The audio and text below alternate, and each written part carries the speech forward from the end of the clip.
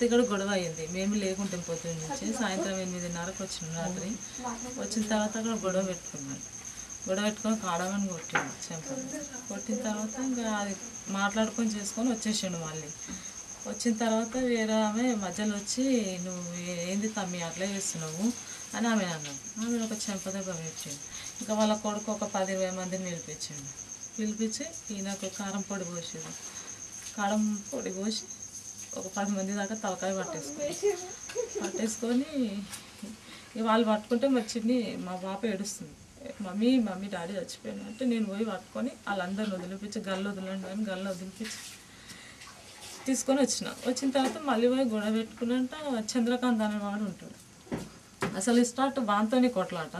వాడు ఏం చేసిండు, మొత్తం ఒక 50 మంది పిల్లలను తీసుకొచ్చి ఇంకా కట్టెలు రాడ్లు అవి పట్టుకొని వచ్చిండు. నీ మొగనికి దమ్ముంటే రమ్మ నేను ఆ ముందుకు కొట్లాడమను అంటే ఈయన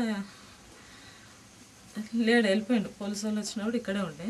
పోలీసు వాళ్ళు వచ్చినాక ఇంకా ఎక్కడ పోయిండు, వాళ్ళ ముందే వెళ్ళిపోయిన తర్వాత ఇంకా ఆడు గలీజ్గా మాటలు నన్ను తిడుతుండే అనమాట. తిడుతుంటే ఈయన ఊరికొచ్చేసాడు. కట్ట తీసుకొని ఊరికొచ్చే తర్వాత వాళ్ళు 50 మంది ఉన్నారు. చంద్రకాంత్ ఫస్ట్ భార్య కొడుకు వాళ్ళు.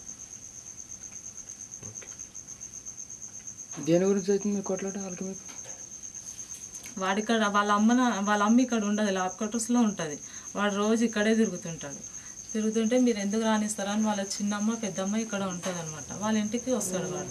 ఎందుకు రానిస్తారని వాళ్ళతో పోయి గొడవ పెట్టుకున్నాను. అంటే మేము రావద్దన్నా కానీ వాళ్ళు వస్తారు, మేమేం చేయాలి అని వాళ్ళు అన్నారు.